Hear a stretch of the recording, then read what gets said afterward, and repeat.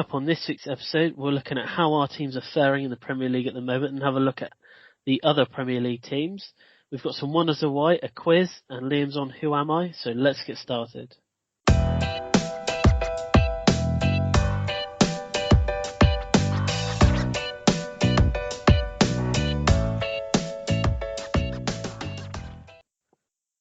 Hello and welcome to View from Zion podcast. It's me, Chris, and Liam is here. Hello, Liam. Hello, Chris. How are you feeling after this weekend? Dire. Yeah. I wasn't too bad Thursday, 10:15, till Sunday, 5:15. I was feeling actually alright, and then, yeah, what happened. Oh, no.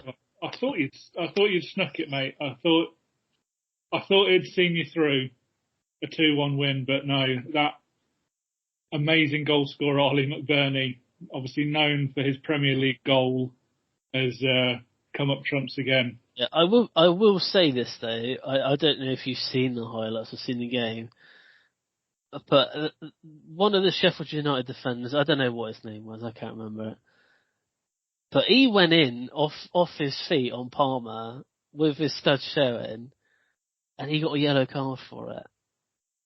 Now I've seen players. Remember, VAR is still in use, still a thing. Yeah. I've seen players that are sent off for a lot less than that. And even the commentator was saying that he thought it was a red card and he was very lucky to be on the pitch. Whether that would have made a difference, I don't know. But this was when it was 1-1, so I don't know. You never know. You never know.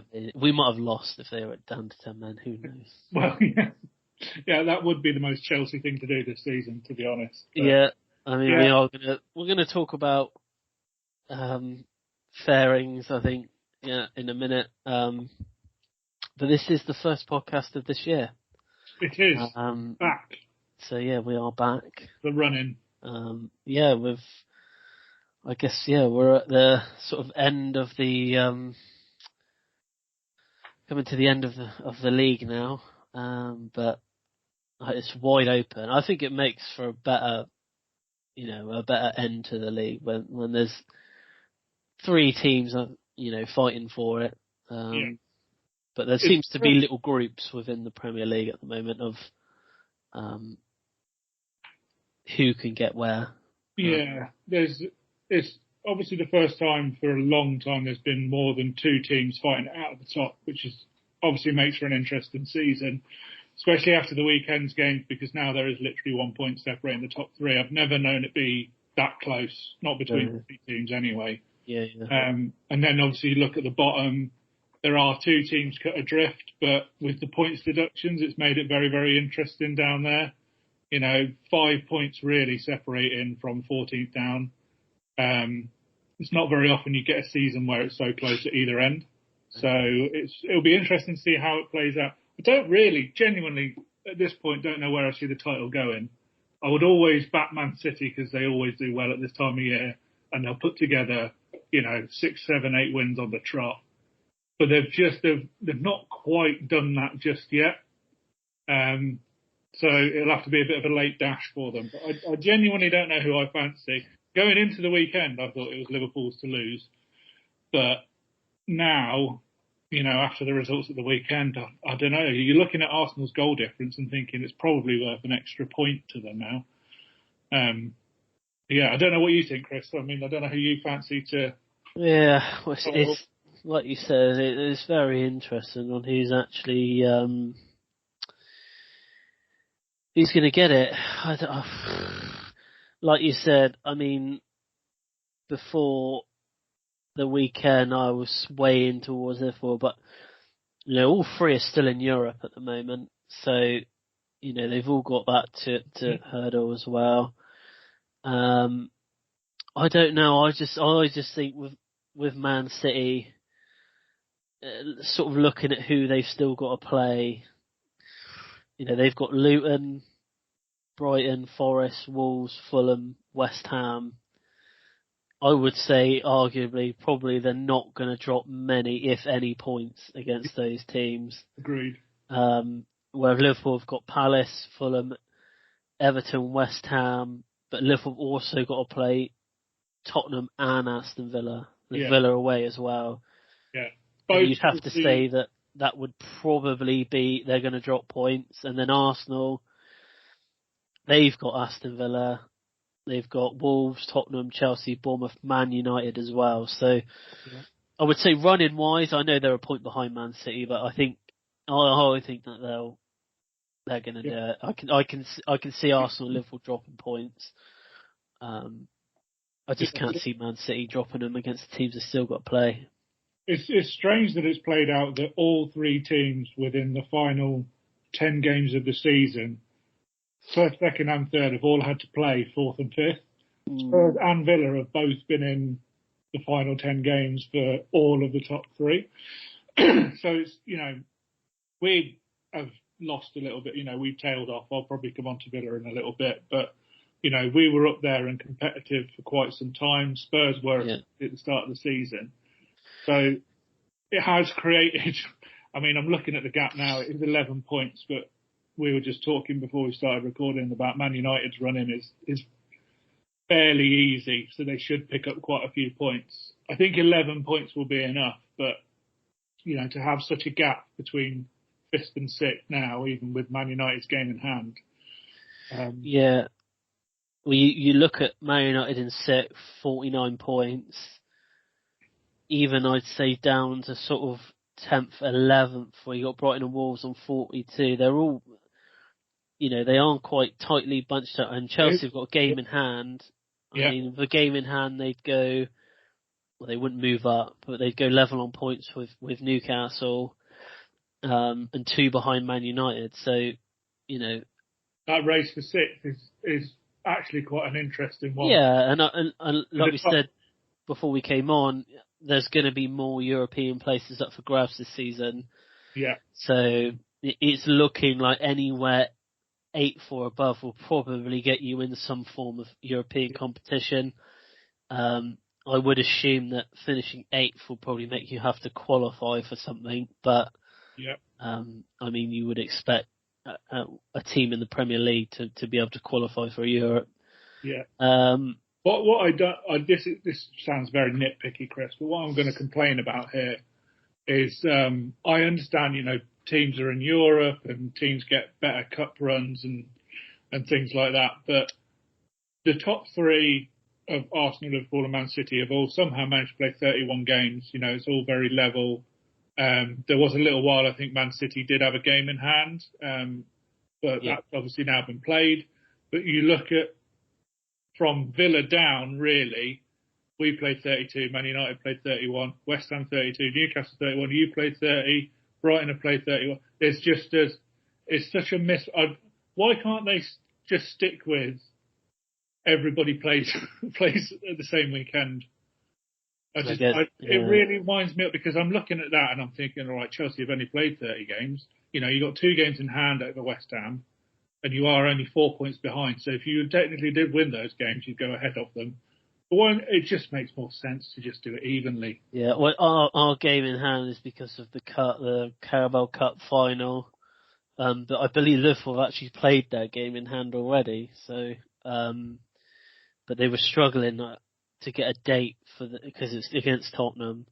Yeah. So that's been moved. I think they're playing on a Thursday at 7:30. So,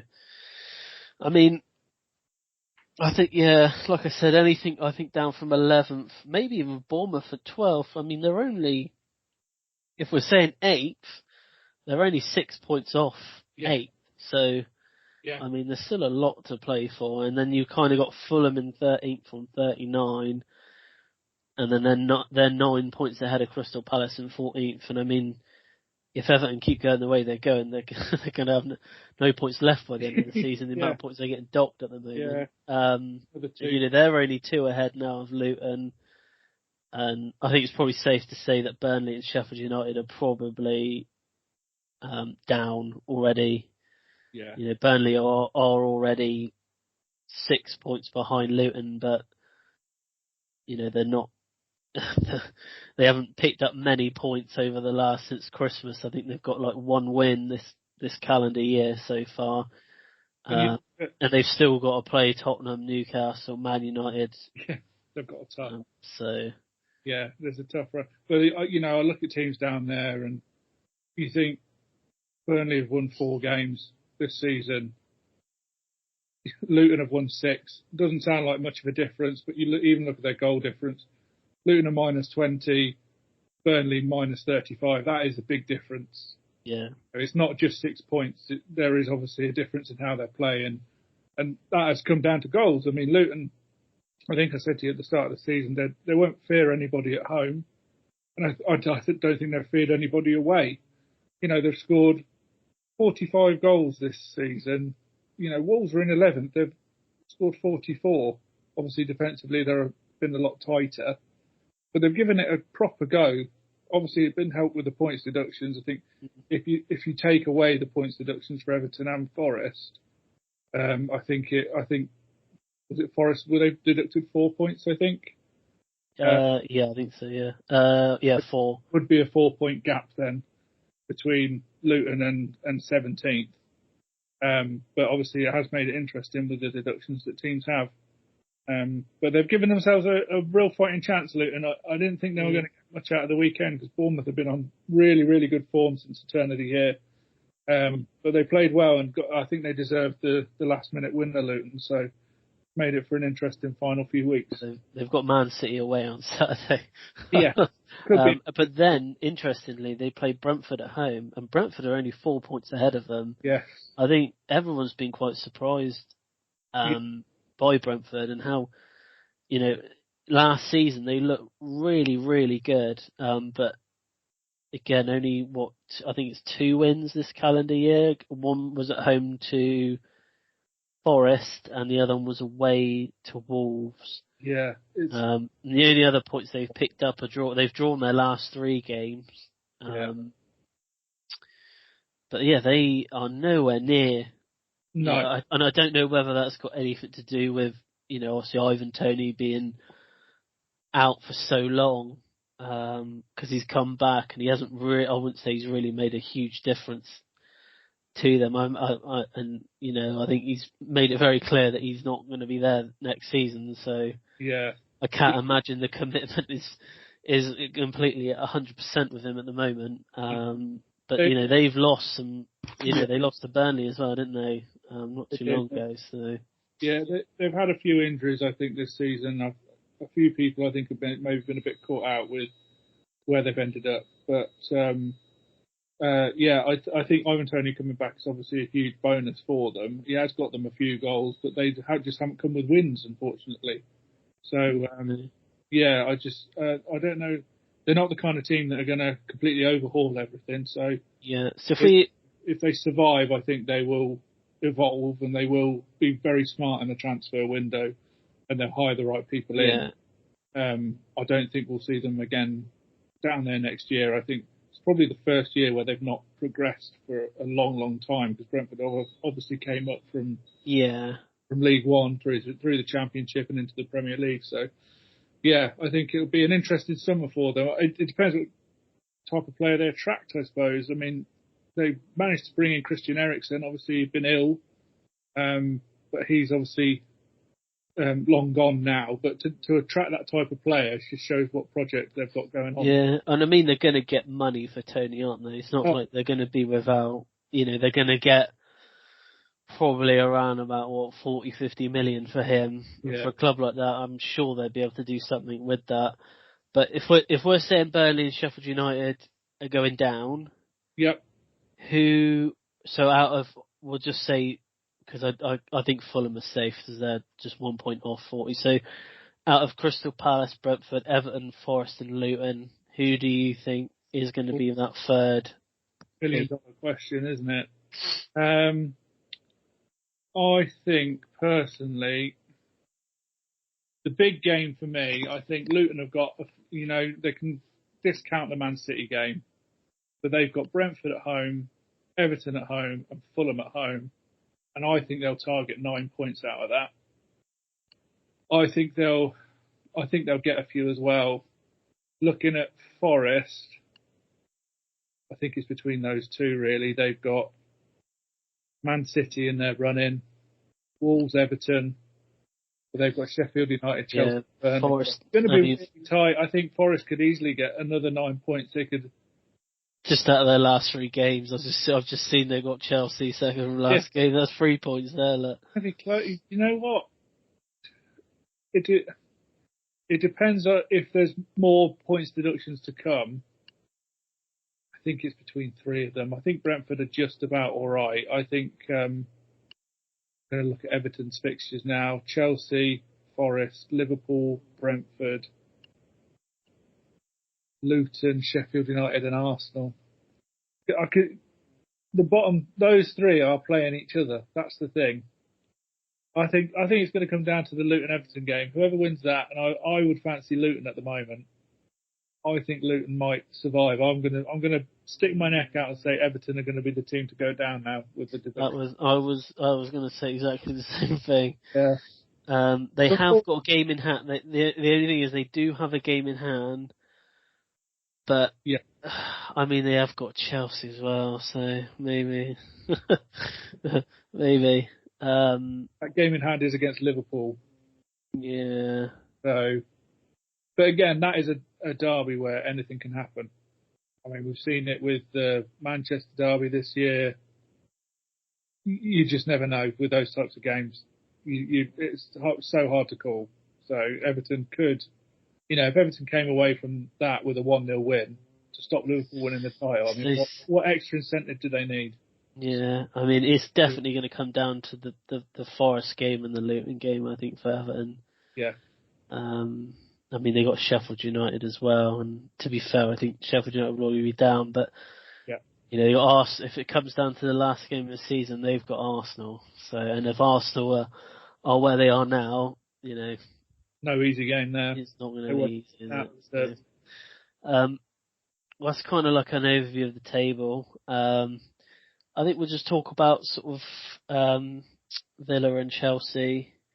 Don't know if you want to go first, Liam. Happily.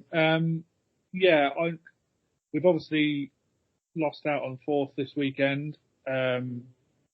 Not a great performance from us, to be honest. Once again, we're sort of struggling holding on to the lead. Then to start well with the lead, and then I don't know whether it's mentality or whether it's tiredness at this point. We've had a lot of injuries, so players have played a lot of minutes. We've not had that much rotation that hasn't been enforced. But, overall, we're sat 5th in the table and we're 11 points clear of 6th. I think, when we looked at the start of the season at where we thought Villa would be, I said top 6 and a decent run in the Conference League would be more than adequate for our season. So to still be challenging for 4th and to still be in the Conference League at this point, I think that's a massive success. We have struggled with players out. I think it might have been a bit different if Mings had been fit this season, but he got a nasty injury in game 1 that sort of set him back for the rest of the year. He's not going to be back till next season. Wendy has been missing. Ramsey's been out for most of the season. Obviously, the last couple of weeks, Watkins has been out with injury. I know he came back at the weekend, but we did miss him when he was out. McGinn's suspension, Kamara's injured, Cash is injured. We've had Moreno injured for a while. Deegan's been injured for a while. So, he's never blamed injuries. We do have a squad for that reason, to bring people in. But I think it's catching up with us in the legs a little bit now. But yeah, overall, again, great season. And if we were to finish 5th and we were to even just get to the final of the Conference League, it's from where we were 4 years ago. Even where we were even 2 years ago under Gerrard, it's just a huge, huge improvement. So, yeah. I genuinely couldn't be happier. I mean, we were pushing it with the big boys at the top for 25 weeks, I would say. It's only really been over the last sort of 7-8 games that we've hit a bit of a dodgy patch and we've slipped away a little bit. I mean, that's so hard to do, especially for the squad that we have compared to Arsenal, Liverpool and Man City. And, where we've come from, we're, decades behind the progress of teams like Man City. So, yeah, still a long way to go, but yeah, I'll be very happy with 5th if we stay there. Yeah. Well, I guess moving on to Chelsea. Where to start, really, Chris? I mean, Well, I'd say the first word is inconsistency. strange. I think when you look sort of when you go back, especially I would say over the last sort of eight results that we've had, you know, inconsistency is the biggest problem we have at the moment. I mean, you just go to look at, the Man United game last week, where everything looked dead and buried, and then from nowhere we ended up winning the game, which we didn't deserve to win. I'm under no illusion that we should have won that game, because we definitely shouldn't have won that game. But then you'd think that sort of result would be the one to pick us up and put a bit of belief in us. And then, you see what happened at the weekend when we come out of a 2-2 draw against Sheffield United. It's the inconsistency of one game we're playing not great, but well enough to win the game, and then we go and play a team that we should be beating quite easily, because other teams have been beating them quite easily. I mean, Newcastle put 8 past this team not too long ago, and we're struggling to score 2 goals against them. So you can tell there's definitely an issue. I mean, even if we go back to the Man City game in February, well, we drew 1-1 at Man City, which, for us is probably a very good result. We actually played pretty well that day. You did, yeah. And we would go against, a week later, we're in the Carabao Cup final. Mm-hmm. And it's very inconsistent. It's a final that we should have won. Yeah, you played to win. And we didn't. We didn't end up winning.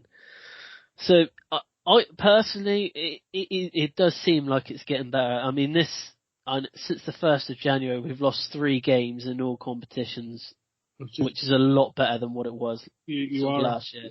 You are unbeaten in the league since February the 4th. Yeah. That Wolves game. It is, although we're not playing great football, and I'm not saying that we are winning these games with a lot of style, because we're definitely not. And some of the games have been helped, but scoring for us hasn't been an issue. No. Cole Palmer, I'll go out and say it, that he's probably the best signing of the season. Looking at other, Declan Rice is probably up there as well. But I'd say Palmer's got a definite nod on that sort of, front, where we paid 35 million for him. Yeah, and he's not far behind Haaland now, is he? When we've got, I mean, the 3 goals he did score on against Man United were deflections and penalties. So but he's been the standout for us this season. But where we are really lacking is the defending side of it. Because it's really bad. I mean, each game I watch us, we just making mistakes. You got Caicedo against Man United. I don't know what he's doing. He's passing it across to no one. Well, to Garnacho. He goes through and scores.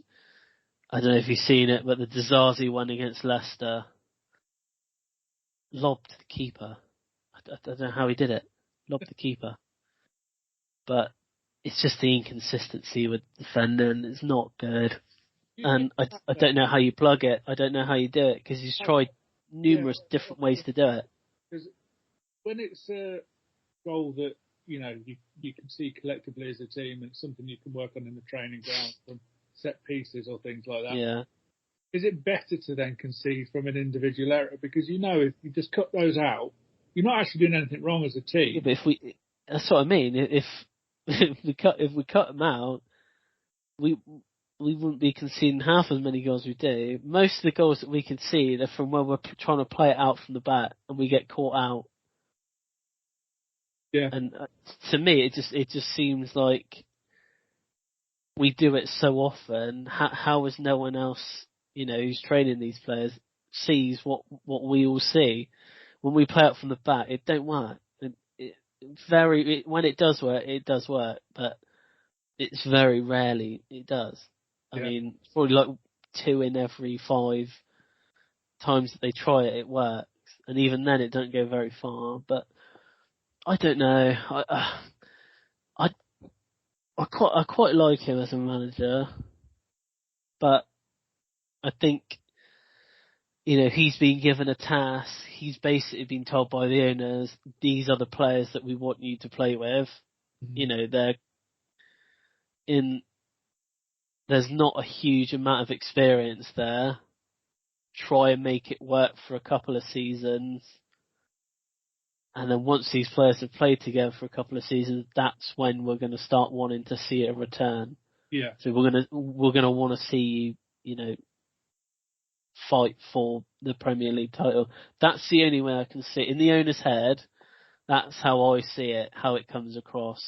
Invested heavily on all these young players. Try and get it to work. Try and get something out of it. Like we got to the Carabao Cup final. Yeah. We're trying to push for a European place. It reminds me a lot of like when Lampard was in charge, when we just scraped getting in the Champions League. He had no money to spend. We were on a ban, and he worked with what he had. And this is what I think. Although they've spent heavily on the team and they've invested in the team, they've invested on a lot of young players. Yeah. And I guess he's just been told, try and make it work for a couple of seasons, and the payoff will hopefully come later. And if it doesn't, it's a huge failure. And I don't think it's completely down to Poch. Obviously his responsibility is trying to get those players to play together in a way that he thinks that they can win the game. Yeah.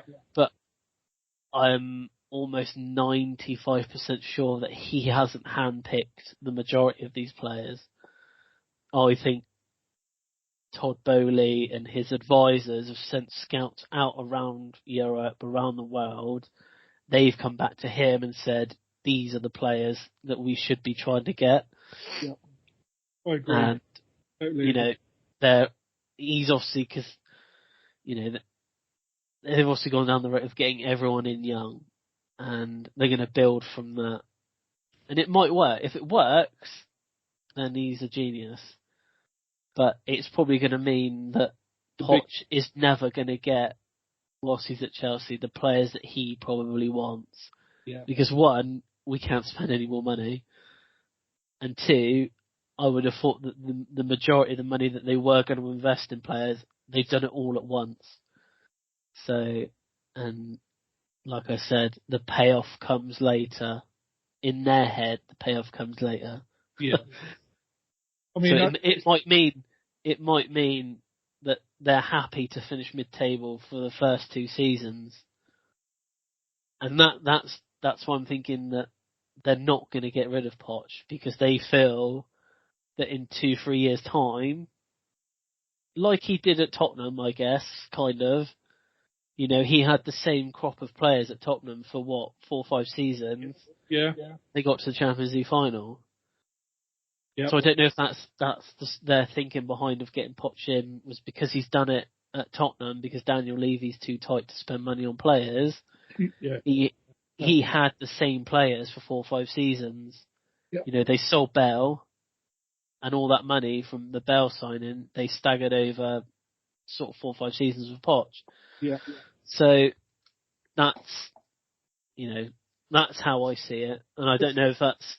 It's interesting what you say about the transfers, because I agree. I do think this is the owners sending out scouts, taking reports from who they should be buying and that kind of thing. Because I was just looking back over the transfers that were obviously so successful for Pochettino at Southampton, and I think as well, possibly for Spurs a little bit.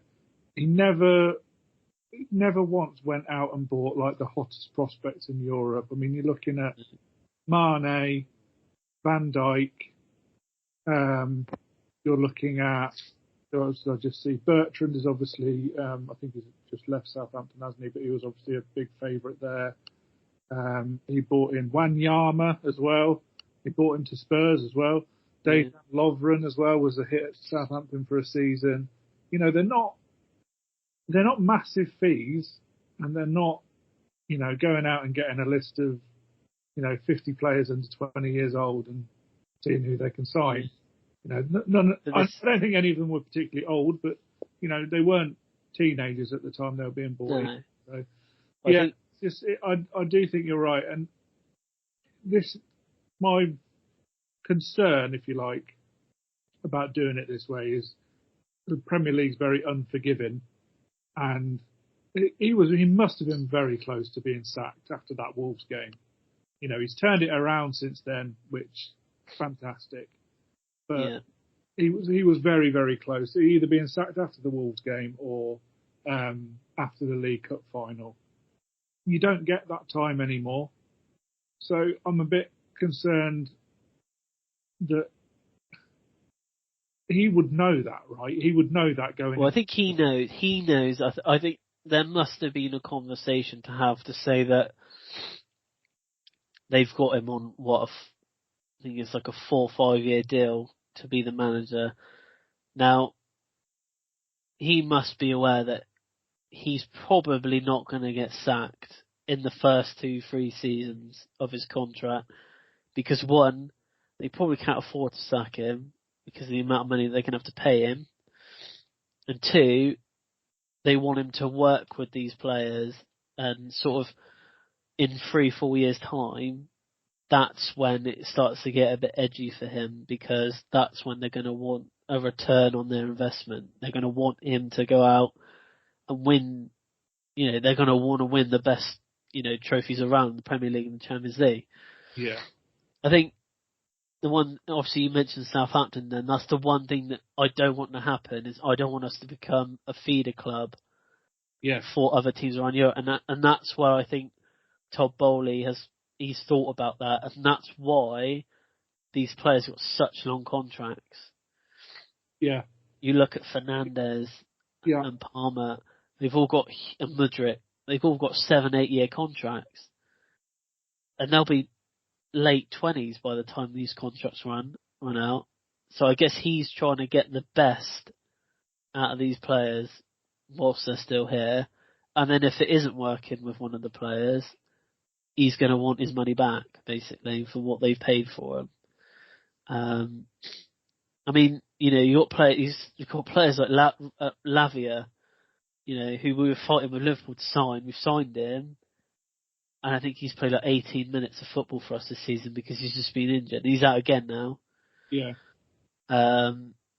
So, yeah, I mean, I don't want to use injuries as an excuse, but we've had our fair share this season of injuries, and when I look back to the first game of the season where we played Liverpool, our biggest threat was from our wing backs. It was from Chilwell and it was from Reece James, and they got injured.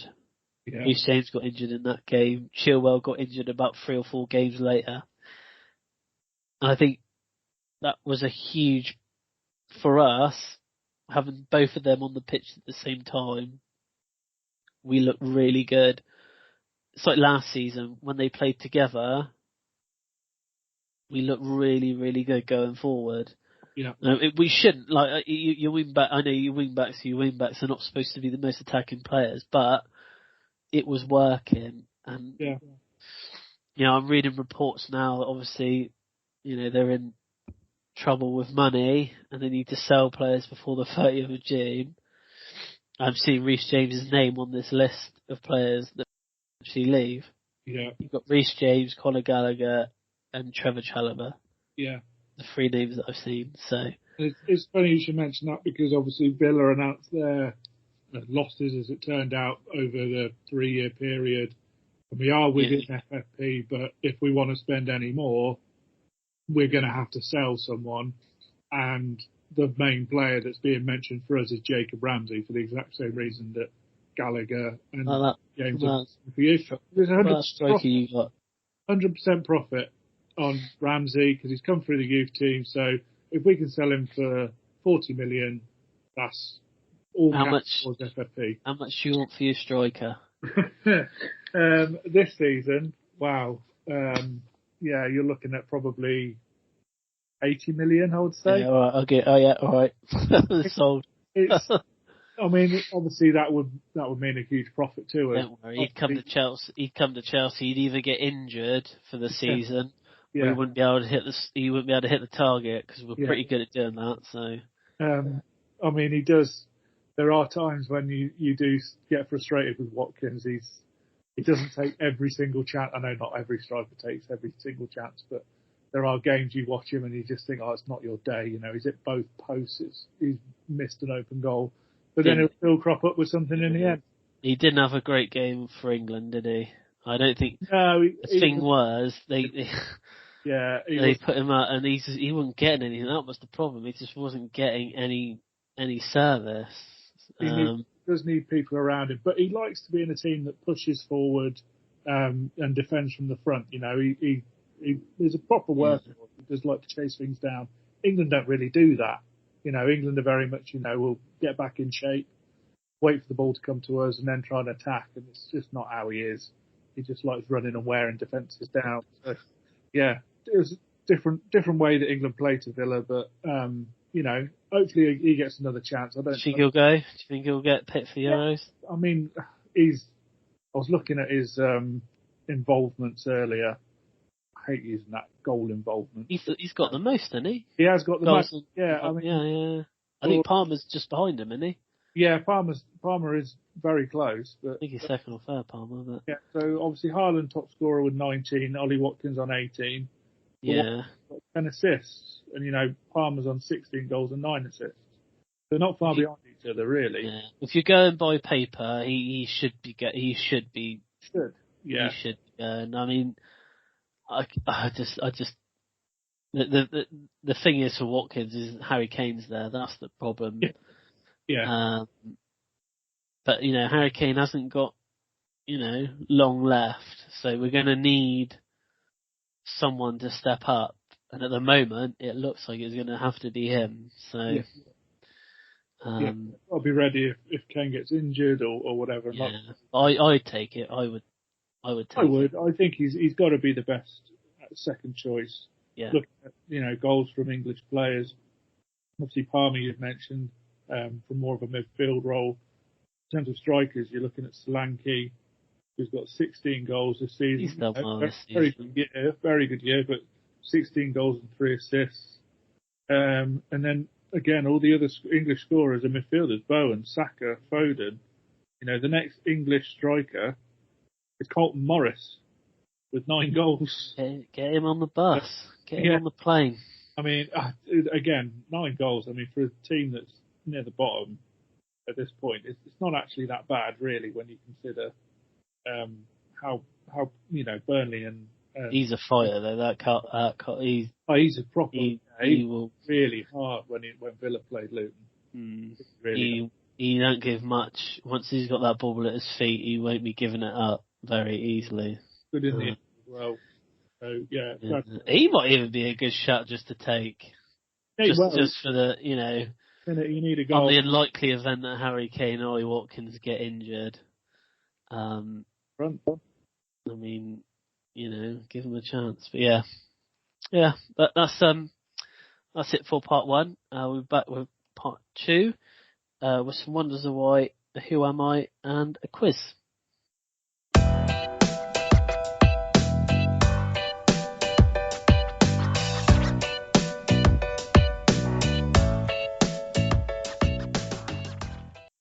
Hello and welcome back to part 2 of this week's episode, and we're going to go straight into some Wonders of White, Liam.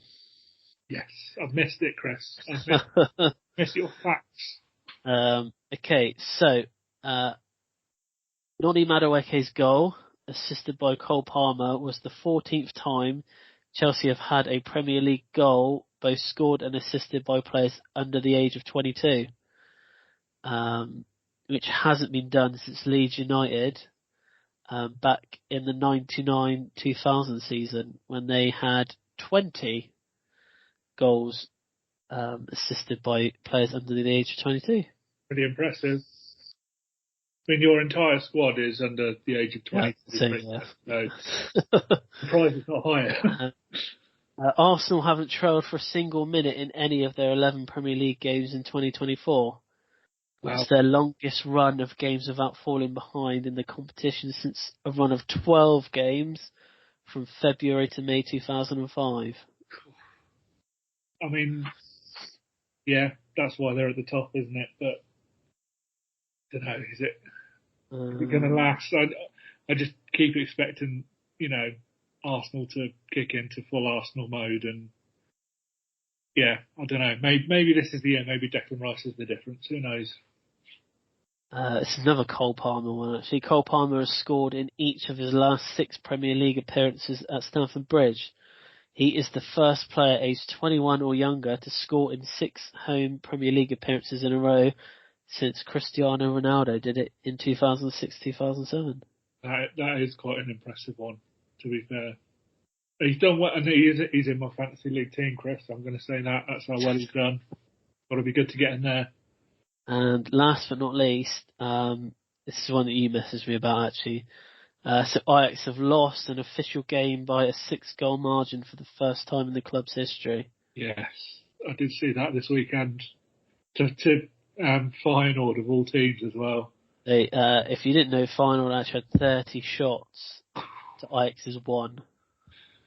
Yeah, they've not had a good year, Ajax, but I'm sure it won't be long before they rebuild. The thing with Ajax and, a lot of the teams similar to them in Europe, there's a wave of young players that are obviously just about to come through. I mean, you look at the people they've sold over the last, I'd say 5 years. You look at, like De Ligt and De Jong and Anthony and Martinez. You hope that there's a plan for Ajax fans out there. And there's another sort of batch of youngsters coming through, but, not looking good for them this season anyway. I mean, Villa beat them relatively comfortably in the Conference League, which if you'd have said that, 2 years ago, I'd have never believed you. So, yeah. Only way is up. The only way is up. Okay, so we're coming on to a quiz. So this is a bit like a game of higher and lower. But it's higher, lower, same. I've added one. An option just to make it a tad bit harder. So the last time we recorded a podcast, I've managed to find the Premier League table. I've got a list of 10 teams, and we're going to see if you can remember, or if you know if their position now is higher, lower, or same as what it was in November. I'm going to try and do this without looking at the table as it is now. You can look at the table now. I mean, it's not going to really give you much, but entirely up to you. The first one's an easy one. Might be easy for you, but the first one is Aston Villa. Well, so the last time we recorded was in November, and we made a blistering start to the season. So I think we're now lower. That's correct. You are lower. The next team is Chelsea. Higher, lower, or same? Yeah, I've been on a good run. I'm going to say you are higher. I reckon you were probably 10th. Yes, with 2 places above where we were. Next team is Brighton. Oh, that's tricky because they've floated around in that group that have only got about 4 points separating them for the whole season.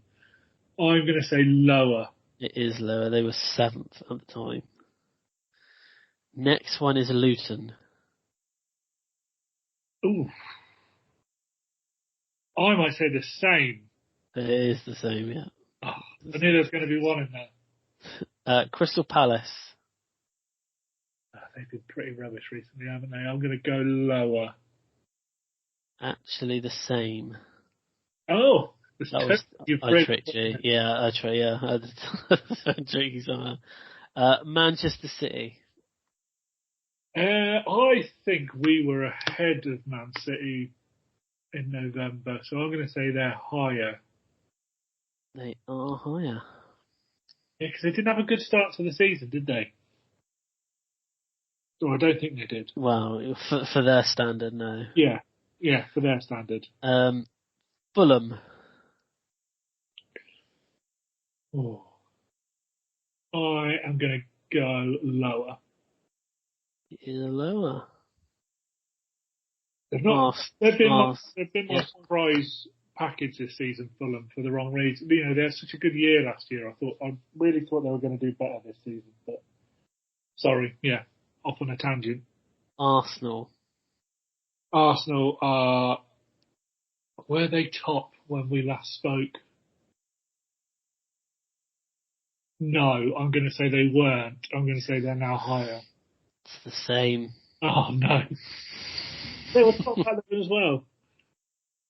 Oh, I didn't think they'd been top for hardly any time this season. No, they were top briefly for, I think it was game week 15 and 16. Bournemouth. They've been on a good run, so they're definitely higher. Correct. And Sheffield United. Were they bottom then, or were Burnley bottom then? I'm going to say the same. It is the same, yeah. They have been bottom a long time, haven't they? Or Sheffield United. Okay, so you got 8 out of 10. Not bad. I'm pleased with that. It was just the sames that Same's through me. tricked you a little bit, yeah. Yeah, to be fair, it hasn't. Most of it is they've only changed by 1 or 2 places. There hasn't been like a huge amount of changes since then. But yeah, that's it. That's your quiz. Shall we do a who am I, Chris? Yep. I'm going to give you the option of A or B this week. I'll let you randomly choose because I've got 2 to choose from. B. You've gone with B. That's good because Yeah. that's the tab I've got open, so that's good. Okay, B. A retired player, so I will give you their full career. No, I'm going to be a bit mean. I'm not going to give you their first team. Okay, no, that's fine. First team, you spotted my trend. That's going to be what their nationality is. So I'm not going to give you their first team unless you ask for it. I'll give it to you as a clue. So, yes, they are retired. So their second team was Dynamo Zagreb. Oh my word. They then moved to Celtic, and then Leeds United, Middlesbrough, and then they ended their career at Newcastle United. Would you like me to give you those teams again, Chris? No, because I know who it is. He knows of it. He's confident. Yeah, it's the more the Leeds Middlesbrough thing, and then the Celtic thing, I guess, as well. I didn't know he actually played for Zagreb, if I'm honest. And probably the reason that you didn't give me the first team is I'm assuming that he started in Australia. He did start in Australia, yes. He started for a team called the Melbourne Knights. Oh, blimey. Which I thought just might give you a bit of a hint towards his nationality. They're not one I'm familiar with from the A-League. No. Well, I might as well say it was Mark Viduka. It was indeed Mark Viduka, yes. Melbourne Knights, they are still going as a football club. Oh. They are in the National Premier League's Victoria, which is the second tier of Australian Soccer League, the A-League. So they are still going. But yes, Mark Viduka, so he started his career at Melbourne Knights. 40 goals in 48 games, which is pretty good going, almost a goal a game. Yeah. Zagreb, 40 goals again in 84 games. Celtic, 30 and 37. He's got a good scoring record. And then obviously, played a lot for Leeds, a lot more than he did for his other clubs. So 59 and 130. And then 26 and 72 for Middlesbrough. And then he ended his career at Newcastle, which, I'll be honest, I can't remember. I'll picture Mark Viduka, I'll picture him in a Leeds shirt or a... I vaguely do remember him.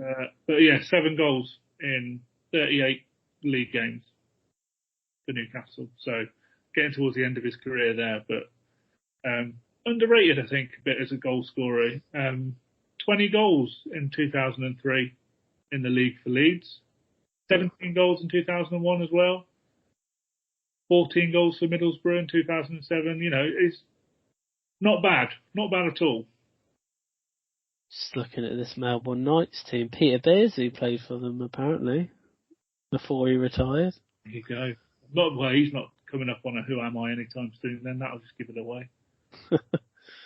I didn't know. Yeah, I'm just having a look through like their sort of players who've played who've played for their country. I mean, the majority is teams from Australia, New Zealand, and none of the other ones I really recognise, if I'm honest. Oh, men's. Yeah, good player. I mean, as that was easy, do you want to do option A as well? We can do option A. Oh yeah, we can do it. Yeah, why not? I wasn't sure whether this was easier or harder. I thought, no. Maybe a little bit easier, to be honest. Oh right, okay. I'm going to do the same. He's retired. I'm not going to give you his first club. Right, yeah. Mean. But his second club was PSG. His third club was Barcelona. Then AC Milan, Flamengo, Atletico Mineiro, Querétaro, and Fluminense.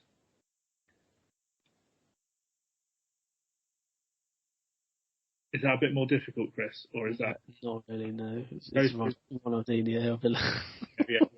The pause threw me then. Yeah, it is. I was just trying to think with the names that you get, with the teams you gave, and I knew he must have come from Brazil. Yeah, I mean, he started and ended in Brazil, but yeah, obviously. I'd say I when I think of Ronaldinho, I actually think of him more in a AC Milan shirt than I do in a Barcelona shirt. Interesting. Which is weird. 3 years in Milan. He spent 3 years there. He was there when Beckham was. Was he yes, there when Beckham was there?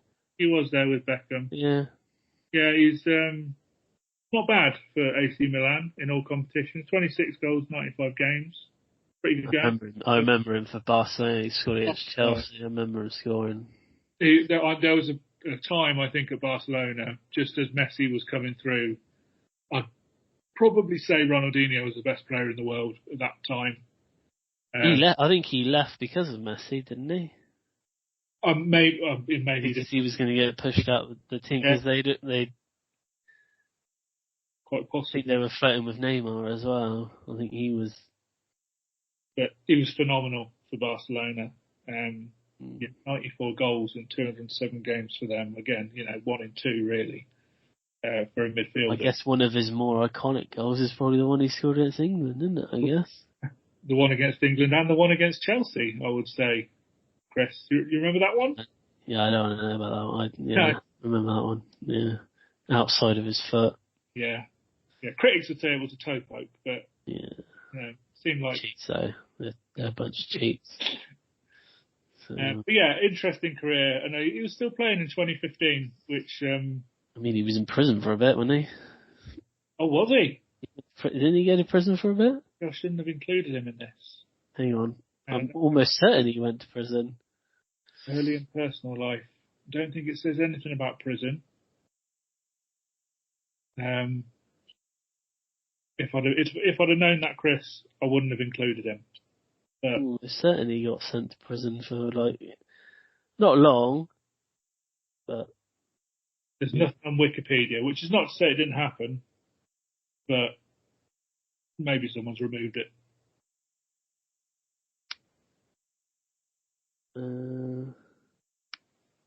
Yeah. All right.